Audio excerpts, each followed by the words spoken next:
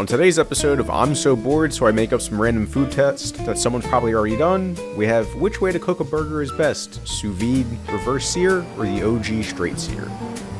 It first starts with making 3 identical beef patties. I'm doing that by weighing out as close to 1/3 of a pound as I can get per patty.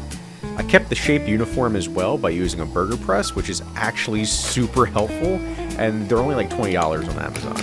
And here we have the 3 patties that I'm going to be using. 2 of the patties that would take the longest to cook are the Sous Vide and the Reverse Sear. For the Sous Vide, I first vacuum sealed one of the patties, and then I put it in a 135-degree water bath. And then the other patty, I put on a tray and put a 300-degree oven, and I'm going to take it out when it's about 124 internal. I buttered up the griddle and evenly toasted all of my buns to ensure that they weren't a changing factor. The Reverse Sear burger reached 124 internal, so I took it out of the oven and let it rest.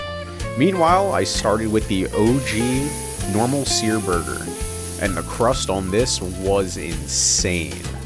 The next patty I cooked was the Reverse Sear patty. I didn't want to press it down to squeeze out any of the juices, but look how terrible this sear is. I was expecting a lot more.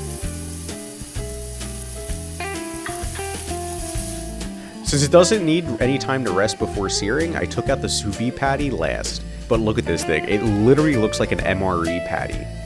I patted it dry and I seared it on the griddle as well, and as expecting, this was not a good sear either. With all 3 burger patties cooked, seared, and rested, it's time to put them in between some buns and evaluate. All 3 of these burgers, when in between buns, look fairly similar, except for the Reverse Sear patty that looks a little smaller than the other 2. The first burger is a Sous Vide patty. It was surprisingly not juicy. I guess most of the juices got left in the bag. It doesn't even taste like a burger either, which is a little off-putting. The second burger is the Reverse Sear burger, and while it looks fairly dry, it definitely has more moisture and beef flavor, even if it was overcooked a bit. Lastly is the OG burger, and this just wins. It is super juicy and tastes like an actual burger. Maybe all of this was just a waste of time, but now I know the original way to make a burger is the best way.